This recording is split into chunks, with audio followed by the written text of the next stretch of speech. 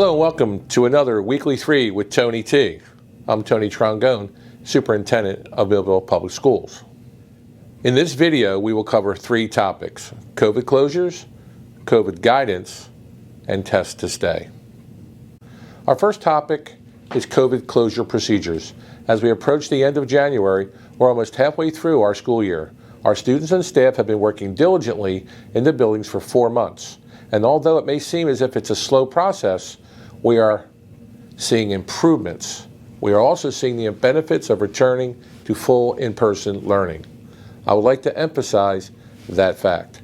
While we grapple with this current surge of COVID cases, it may seem as if we are trapped in a cycle, yet we have come so far from where we were just 1 year ago in January 2021.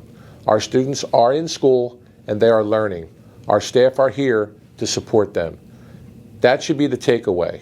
If nothing else, for this midpoint in our school year, we can do this. On that topic, I would like to clarify our approach to COVID-19 related closures.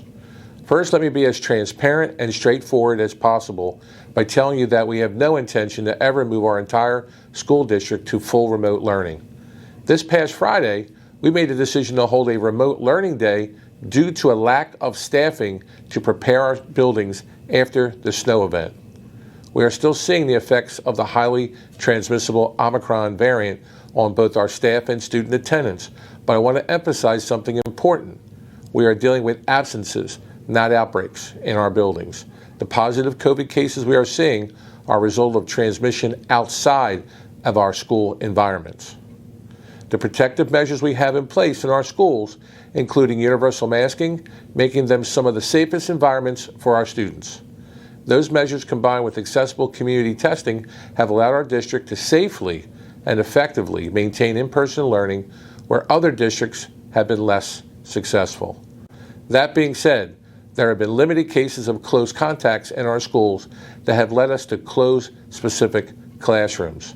We have never had to close an entire school to date, and we do not expect to ever close the entire district. Our goal is to keep kids in school. COVID guidance. Recently, the Children's Hospital of Philadelphia, also known as CHOP, and the most respected medical facility for children in our area, released updated guidance for schools.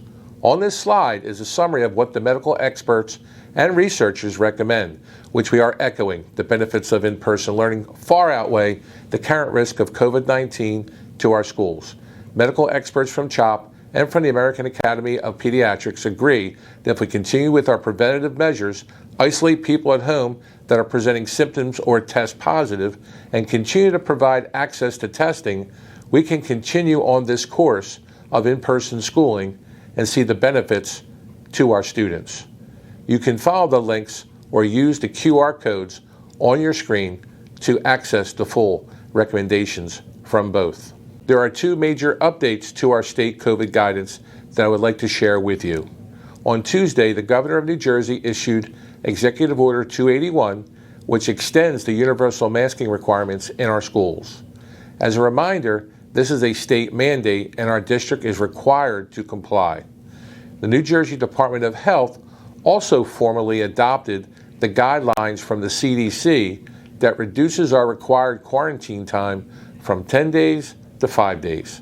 This will significantly decrease the amount of time our students are out of school and their in-person learning is disrupted.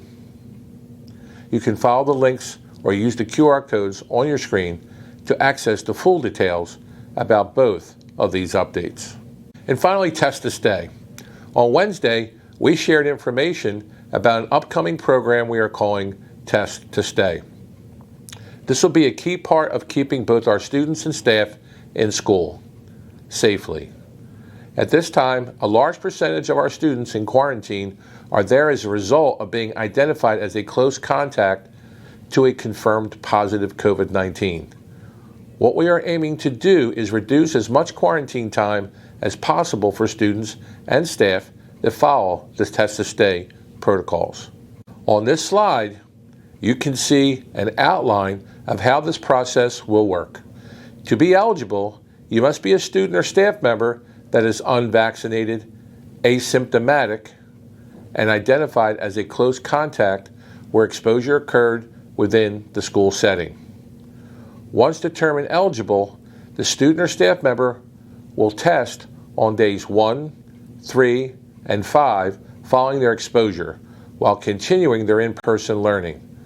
If at any time they test positive, they will move into a required quarantine. But if all tests are negative, they will continue with their in-person learning and exit the test-to-stay process after day 5.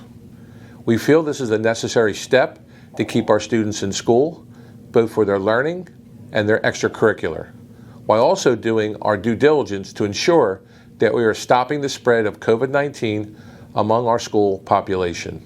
Upcoming events. I have an important update to share about my Superintendent's Listening Tour. We will be rescheduling dates for some of our remaining stops.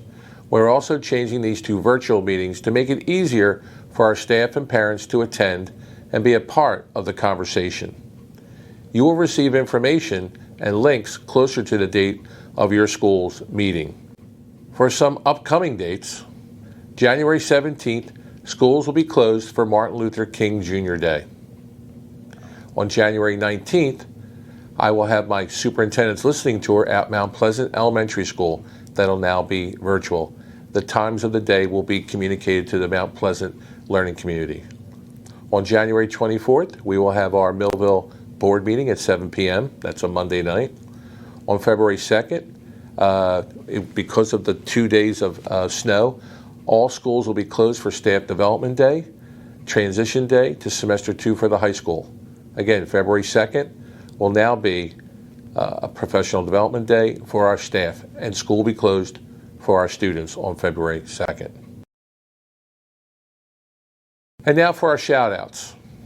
First, I would like to shout out to Scott Godfrey and Karen McCafferty with our Human Resources Department for all the work they have done to strengthen our partnership with Grapefruit Health and provide our community with accessible COVID testing. Scott and Karen are the driving force behind getting our new Test-to-Stay program off the ground. Thank you both for the tireless work you have done so far for this school year. And please note, Millville is on the cutting edge in this process in the whole entire state. So again, Scott and Karen should be commended for not only their hard work, but for their due diligence in this area.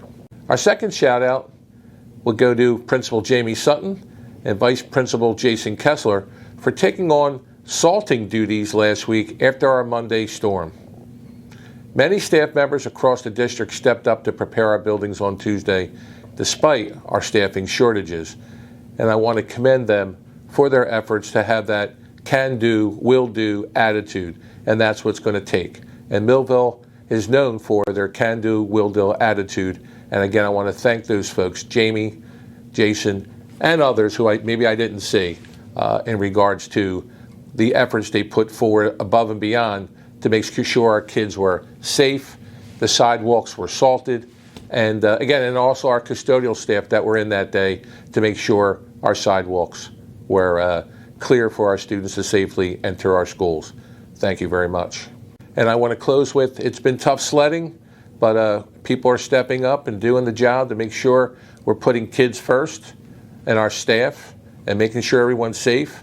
And it truly takes everyone pitching in to do their job for what's best for our kids in Millville. So thank you, and go Bolts.